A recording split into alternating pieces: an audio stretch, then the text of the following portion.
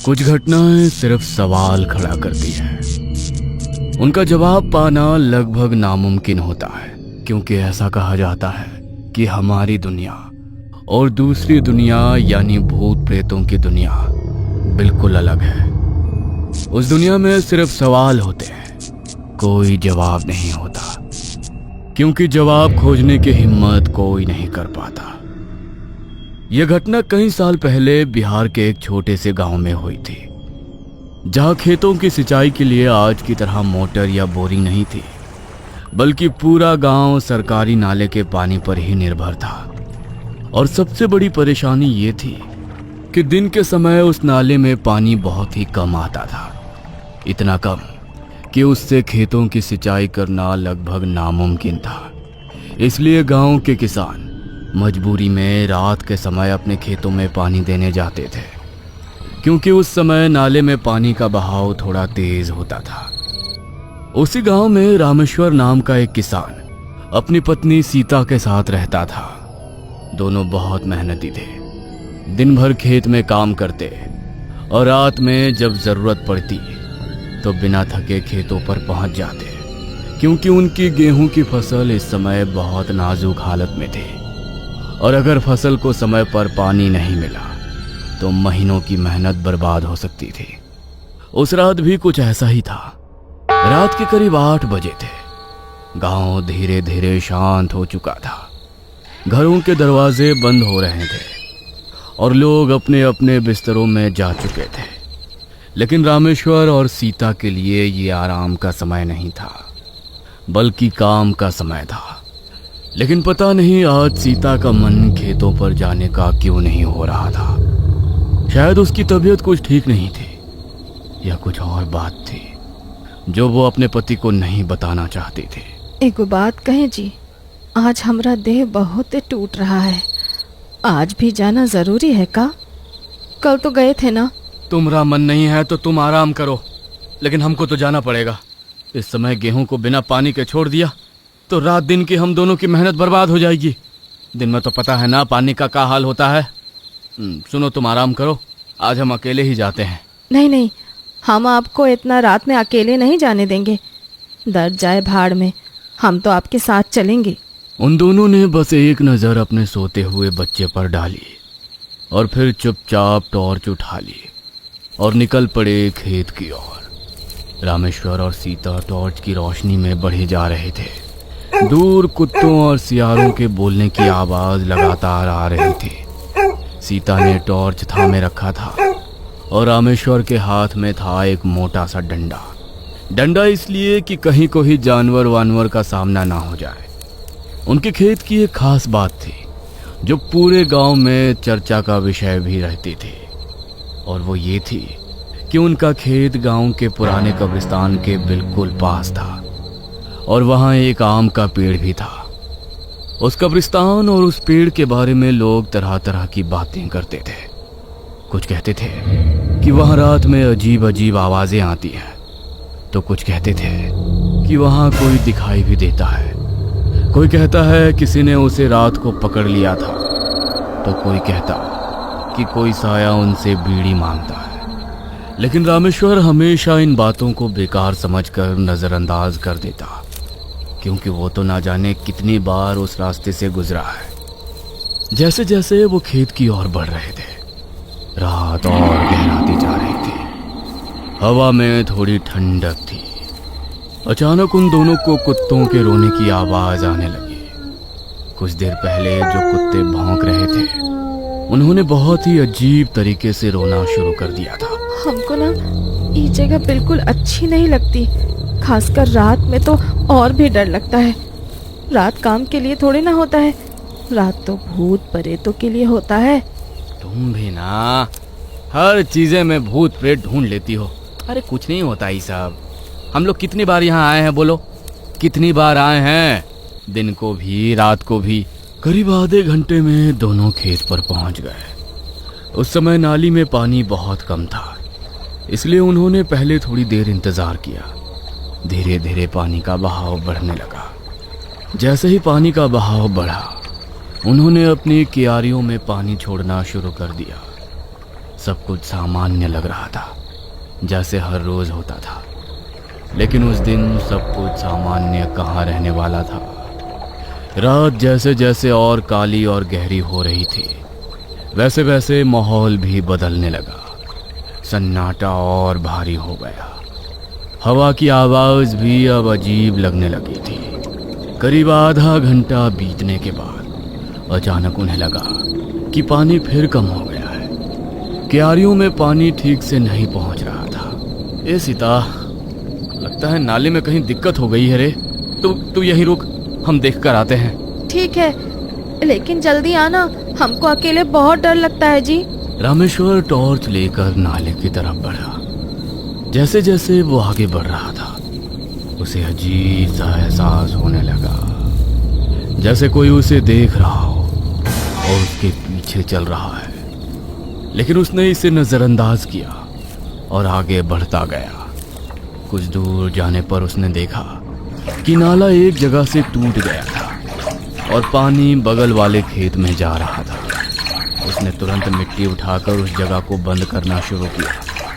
लेकिन जैसे ही उसने मिट्टी डालकर काम खत्म किया और पीछे मुड़ने के लिए खड़ा हुआ, उसी पल उसे ऐसा महसूस हुआ जैसे उसके बिल्कुल पीछे फिर कोई खड़ा हो। वो उसकी सांसें तक महसूस कर सकता था, क्योंकि उसकी सांसें साधारण नहीं थी, एकदम तेज थी। ऐसा कि लगता था कोई जानवर गुर्रा रहा हो। रामेश्वर का दिल तेजी से धड़कने लगा। उसे लगा कि कहीं कोई जानवर तो नहीं आ गया। उसने धीरे धीरे मुड़कर पीछे देखा, लेकिन वहां कोई नहीं था। रामेश्वर ने खुद से ही कहा, शायद वहम हो रहा है हमको। यहाँ कौन आएगा इतनी रात में? जानवर भी तो ना के बराबर आते हैं इस ओर।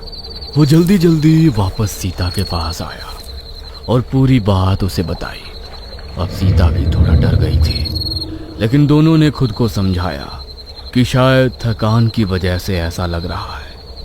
लेकिन कुछ ही देर बाद फिर वही समस्या हुई। पानी फिर से कम हो गया। ए जी, ये पनिया तो फिर से कम हो गया।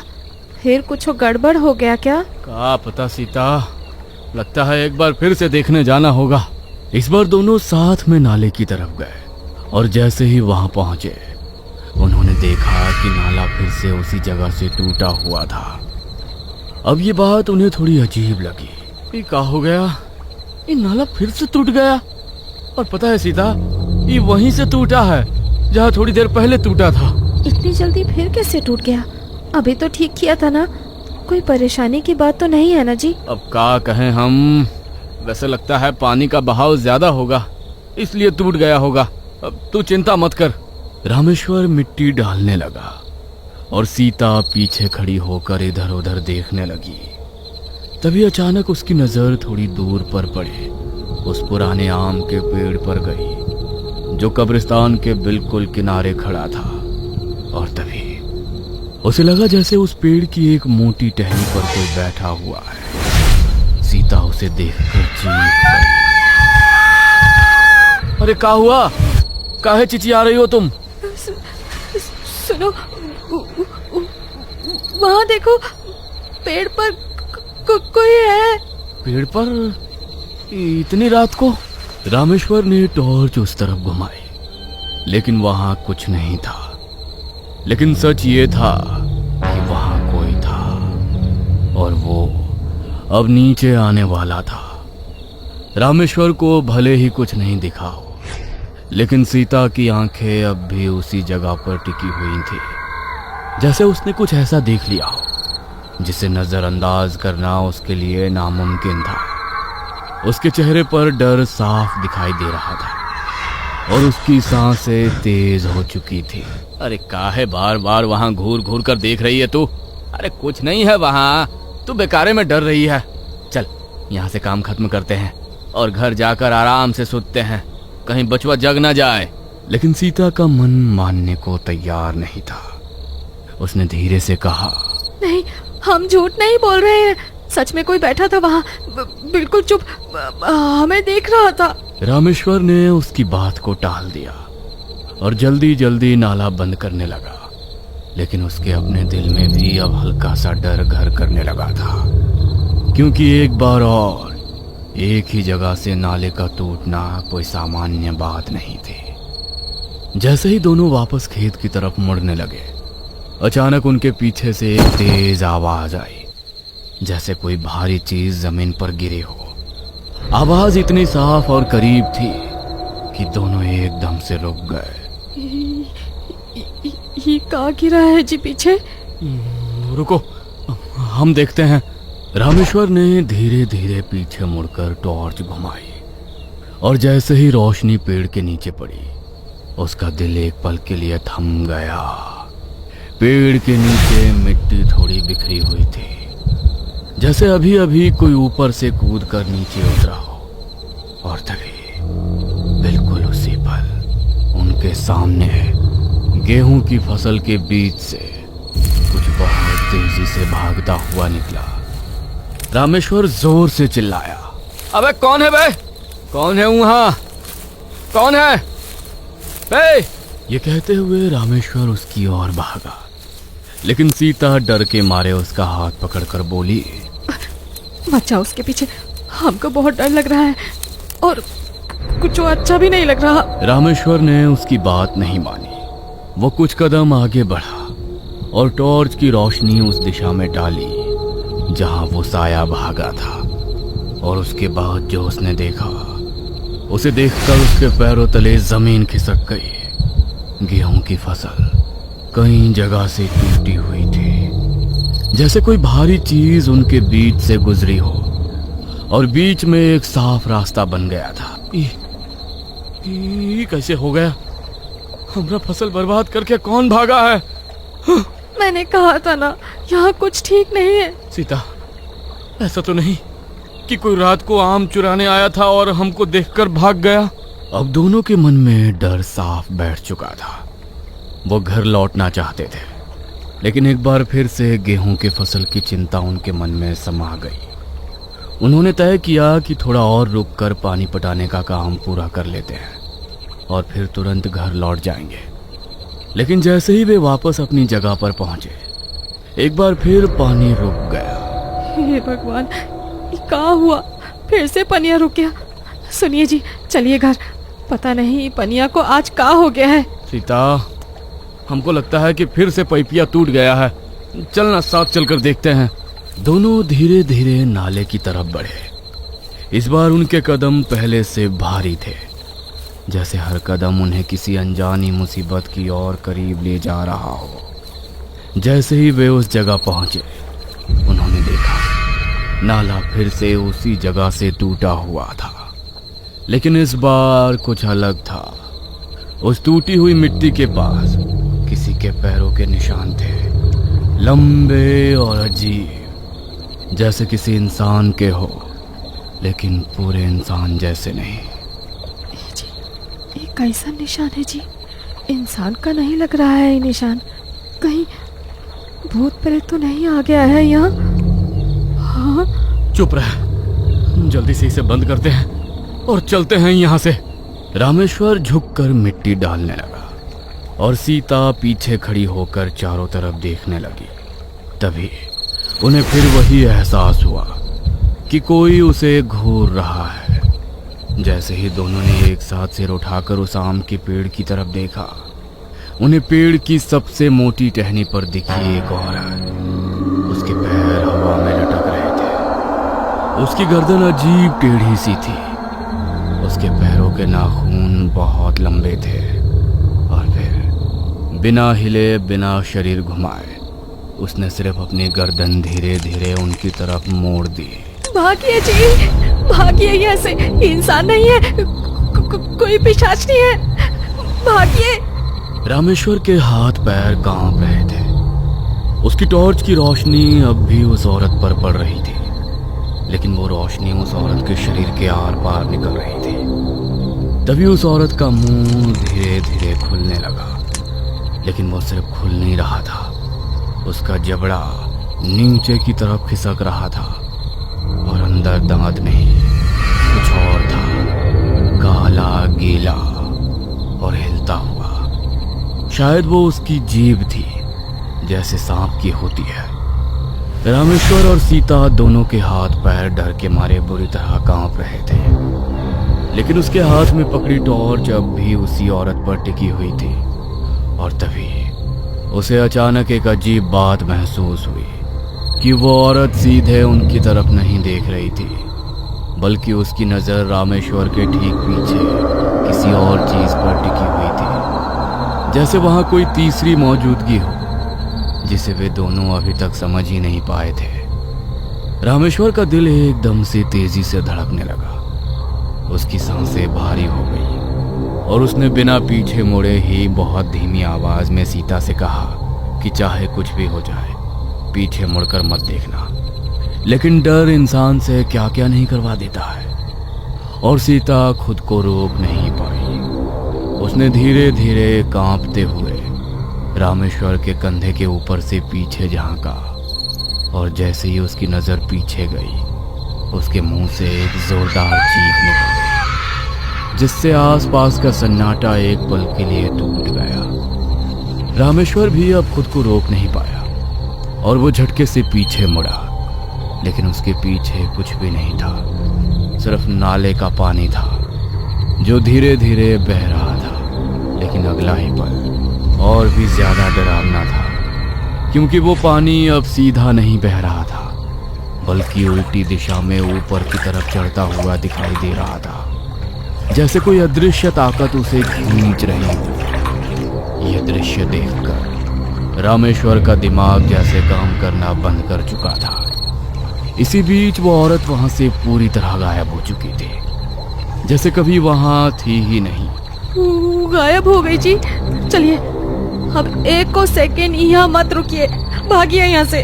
दोनों बिना एक सेकंड गवाए पूरी ताकत से खेत के बीच से भागने लगे। उनके पैरों के नीचे की मिट्टी उड़ रही थी और उनकी सांसें इतनी तेज हो चुकी थी कि जैसे सीने से बाहर निकल आएगी। लेकिन कुछ ही कदम भागने के बाद अचानक रामेश्वर रुक गया, और ये रुकना उसका खुद का फैसला नहीं था, बल्कि ऐसा लग रहा था जैसे किसी ने उसके पैरों को वहीं जकड़ दिया हो। उसके पैर जमीन में धंस गए थे और वो चाहकर भी एक कदम आगे नहीं बढ़ा पा रहा था। सीता ने घबराकर उसे खींचने की कोशिश की, लेकिन तभी रामेश्वर का सिर धीरे धीरे अपने आप ऊपर उठने लगा, जैसे कोई अदृश्य ताकत उसकी गर्दन को पकड़कर ऊपर की तरफ मोड़ रही हो।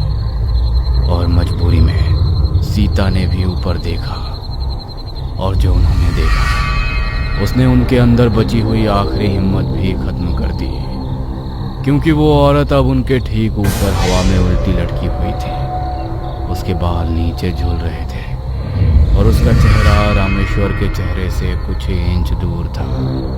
उसकी काली दो मुही जीभ धीरे धीरे बाहर निकलकर रामेश्वर के गाल को छू रही थी, और वो स्पर्श इतना ठंडा और गीला था कि रामेश्वर का पूरा शरीर सुन्न पड़ चुका था। सीता पीछे हटना चाहती थी, लेकिन उसके पैर भी अब जैसे जमीन से चिपक चुके थे। वह चाहकर भी हिल नहीं पा रही थी।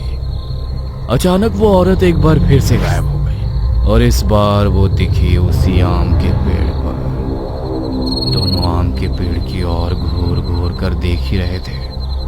तभी वो औरत धीरे धीरे नीचे उतरने लगी, लेकिन वो पैरों से नहीं उतरी, बल्कि अपने लंबे हाथों के सहारे उल्टी रेंगते हुए नीचे आई, और जमीन पर आते ही एक झटके में सीधी खड़ी हो गई। उसने रामेश्वर की आंखों में देखते हुए धीमी लेकिन साफ आवाज में कहा कि ये खेत उसका है। और जब रामेश्वर ने डर के बावजूद कहा कि ये उनका खेत है और वे सिर्फ पानी दे रहे हैं, जिसे सुनकर वो औरत उसे घूर घूर कर देखने लगी और उन पर हमला कर दिया। दोनों एक बार फिर से भागने लगे। भागते भागते वे अपने घर पहुंचे और किसी को कुछ बोले बिना सो गए।